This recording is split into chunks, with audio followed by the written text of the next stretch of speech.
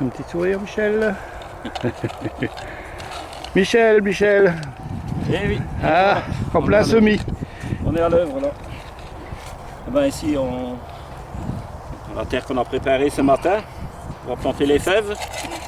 Donc, genre fèves de Séville. Voilà. C'est bon ça, les fèves. Donc, ça, c'est encore de la récolte qu'on a récupérée l'année passée. Il y en a quelques-unes du club aussi. Du jardinage. Donc on a tiré une ficelle, on a donné un petit coup de râteau. Voilà. On fait une petite ligne. Donc ameublir un peu le sol, passer le croc, ficelle. Et puis on fait une double rangée. Donc on met des fèves de chaque côté de la ficelle. Donc ils sont plus ou moins à 10 et 10, donc à plus ou moins 20-25 cm l'un de l'autre. Et alors on fait des trous en quinconce. Donc voilà, il y a deux plans là, et il y a deux plans là. Comme ça. D'accord, en quinconce et on en met deux. Quinconce et ouais, et voilà, on met deux. Parce que bah, ça arrive parfois qu'il y en a une qui ne lève pas. Donc ça ne gêne pas, il y a bien de la place autour. Voilà. Alors ça peut venir cette hauteur-là. Hein. Combien tu dis, 1 mètre à peu près? Oui, ça peut venir ce problème-là.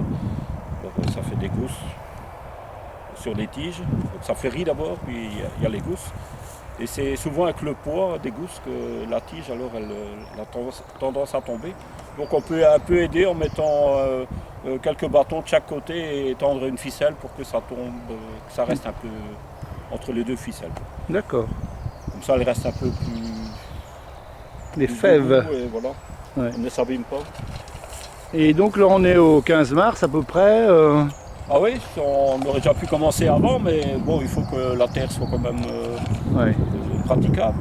Donc ici, on a fait assécher une semaine là au soleil, on a un peu de chance.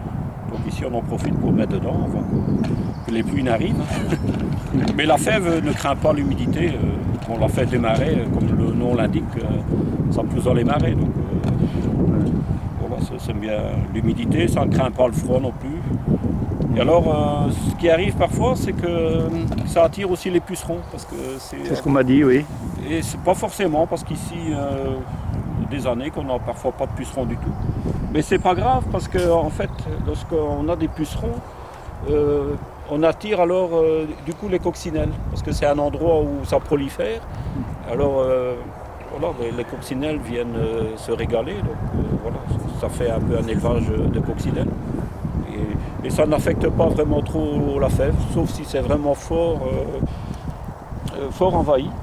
Si on ne voit pas arriver les coccinelles, bon, il faut quand même un peu patienter. On peut encore étêter les bouts. Comme ça, les jeunes pousses, c'est ça qui attire le plus les pucerons. Donc si on étête, alors la sève, enfin la partie la plus attrayante, n'y est plus. Et parfois la sève elle change de composition. Du coup les pucerons ne trouvent plus ce qu'il faut. Donc on peut limiter comme ça. Mais moi je conseille vivement d'attendre les coccinelles. Et ici je n'ai jamais pincé quoi que ce soit. Ça va.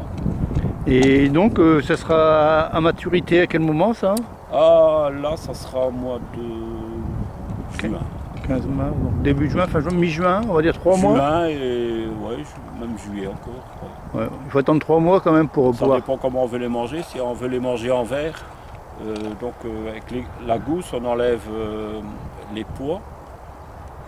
Et les pois sont encore verts, donc on les plonge 1 minute dans l'eau bouillante juste pour faire gonfler un peu la peau. Cours de cuisine.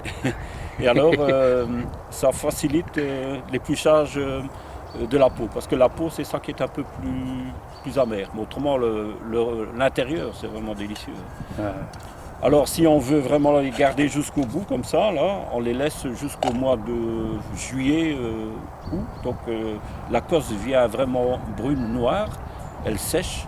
Alors, on récolte ça, et avec ça, on les fait tremper, et on en fait de la soupe. Ah, oui. C'est soupe costaud. Hein, soupe de fèves, c'est de la purée, soupe. Ah, c'est assez costaud, c'est assez costaud. Mais c'est beaucoup utilisé dans l'Afrique du Nord, hein, c'est la bissara, je crois. Ah oui, c'est vrai que Gilbert en parle d'un voilà. cours, hein, Donc, la soupe. Il il faut être habitué à ça. Mais verte, c'est délicieux. Il y a des gens aussi qui les mangent, la gousse complète, mais ils les mangent très jeunes. C'est-à-dire qu'on les mange comme des petits pois, on mange tout. Mais ça a un petit goût poivré. Bon, moi je n'apprécie pas trop, mais bon. Mais on peut les manger comme ça aussi. On pourrait les faire au goût. Tout ça, c'est une question de goût et chacun trouvera son bonheur. Bon, on n'ira pas encore à table alors, mais bientôt. Voilà. Patientons, patience, jardinier. Merci Michel. Voilà. On va continuer là.